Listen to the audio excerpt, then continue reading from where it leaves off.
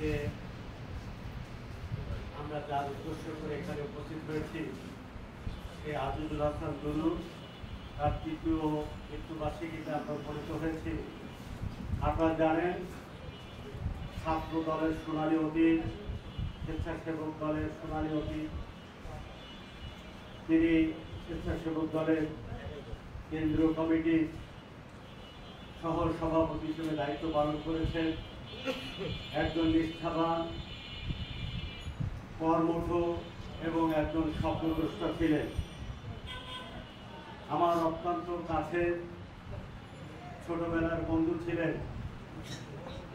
আমরা একসাথে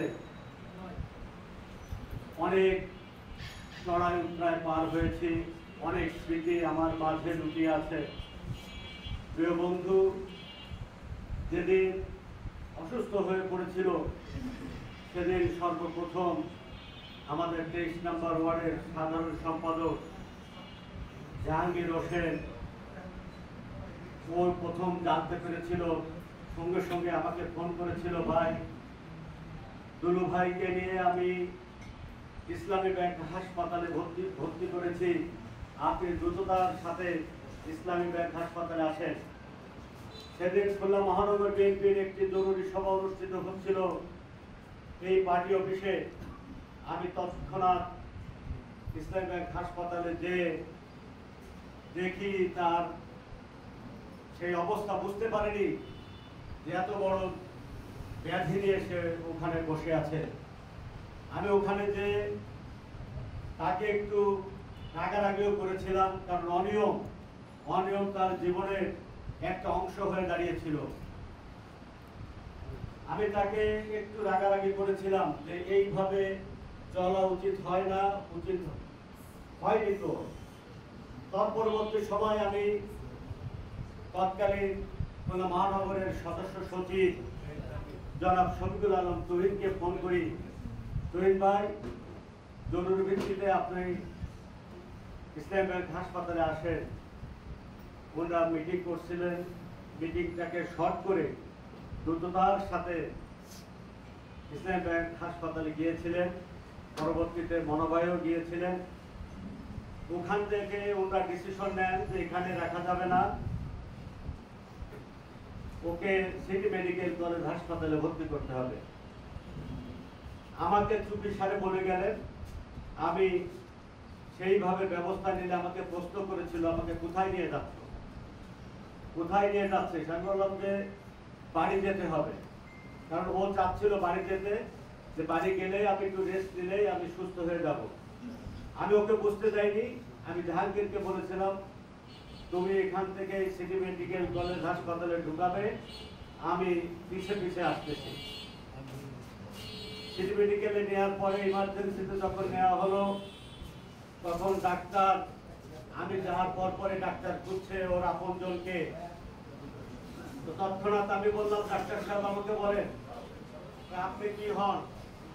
আমি ওর বন্ধু হই। তার পরবর্তীতেই অল্প সময়ের ভিতরে তার সহধর্মিণী আমাদের চুমকে ভাবি উপস্থিত হন।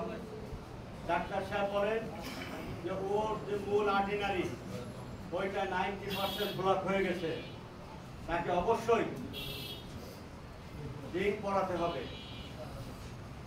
আমি আবারও তুহিন ভাইকে জানালাম যে তার অবস্থা এই, আপনারা তাড়াতাড়ি আসেন। তুহিন ভাই তৎক্ষণাৎ হাজির হলেন। আর ডাক্তার সাহেব তখন দুলু আমাকে জিজ্ঞাসা করছে যে আমার কি হয়েছে। তো আমি বললাম কিছু হয়নি। তারপরও জিজ্ঞাসা করছে তুই বল, আমার কাছে লুকাস না। তো কিচ্ছু হয়নি, উপরে যেতে হবে, একটু রেস্ট নিলেই এটা ঠিক হয়ে যাবে।